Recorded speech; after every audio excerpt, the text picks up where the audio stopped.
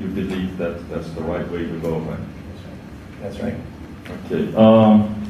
Let me just ask you for a little more on one of the issues you raised, and which I think is a very important issue in the context of the yuan's internationalization.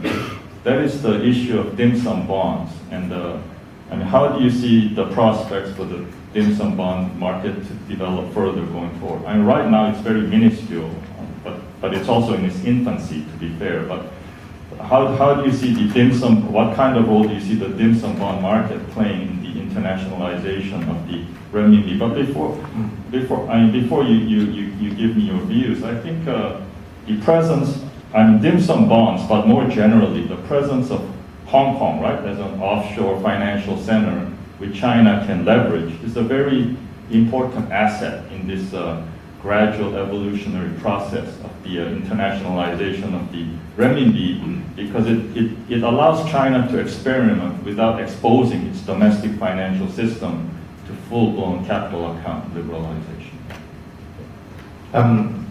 I think you made a very appropriate observation about the role of Hong Kong.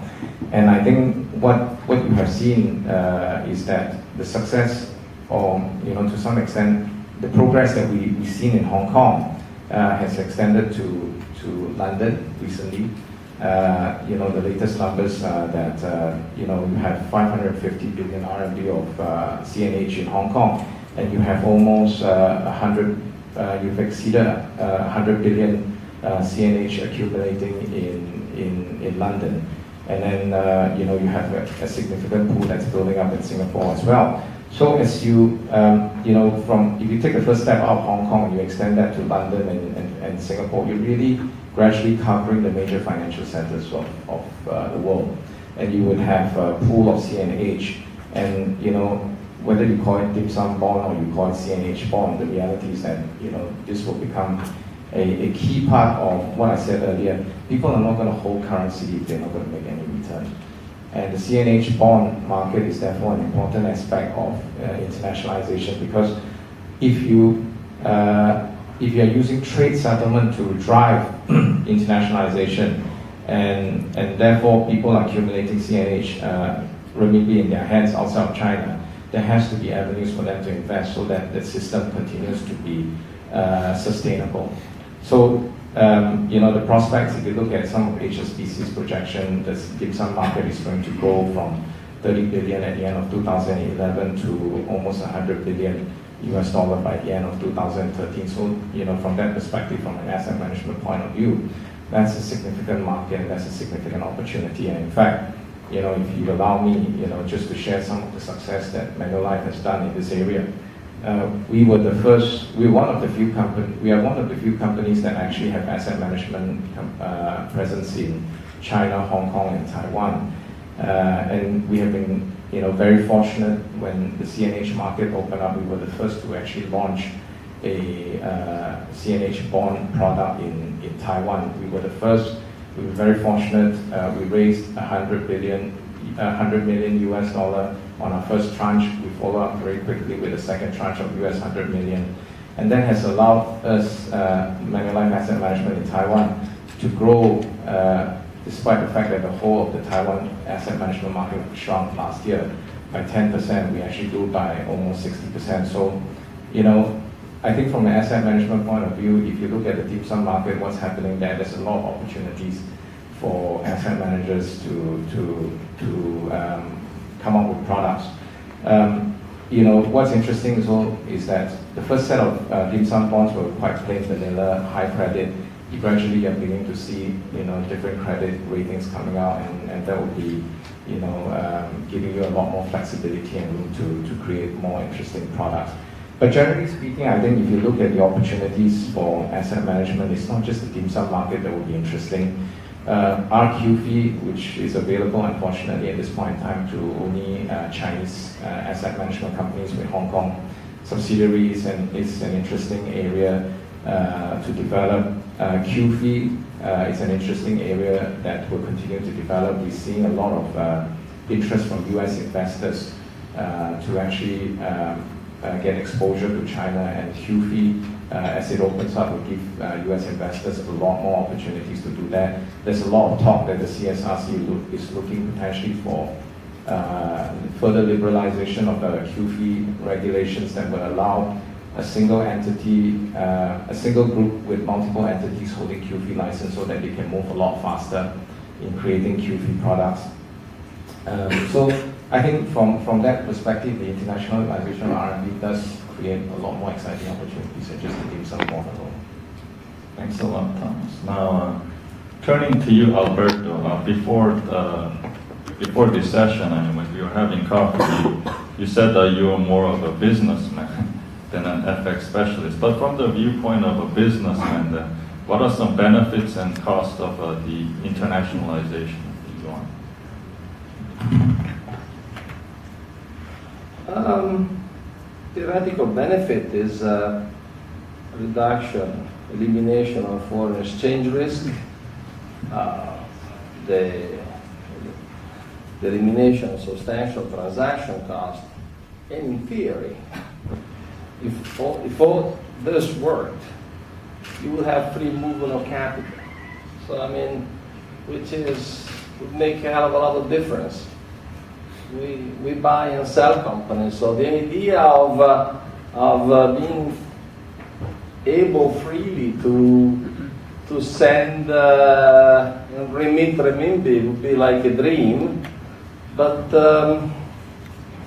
because the full internationalization of renminbi would mean, and the renminbi as a currency, as a reserve currency, would mean that all of this would happen, right?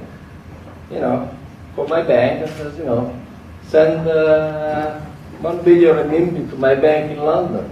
Done, sir.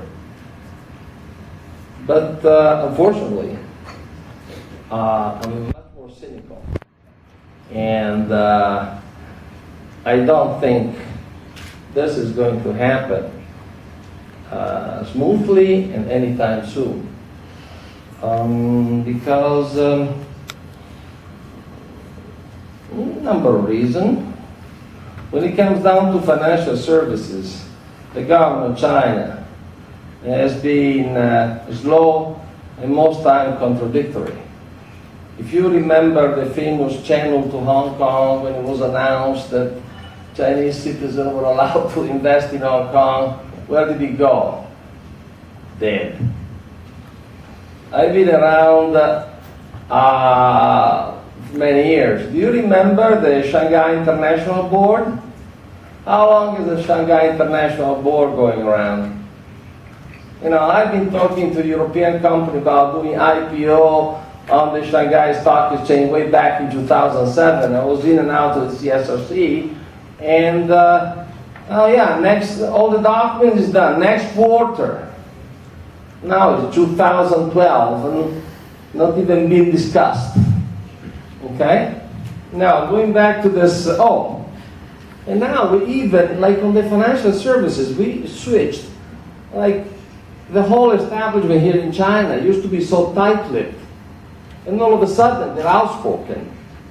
They go to Greece, they say they're going to save Greece, the spread comes down, and then a disaster. They go to Spain, they say they're going to save Spain. What's going on? They are becoming erratic when it comes down to financial services. Because all of us think that it's wonderful to achieve it, but none really has any clear idea what the hurdles are to actually make it work.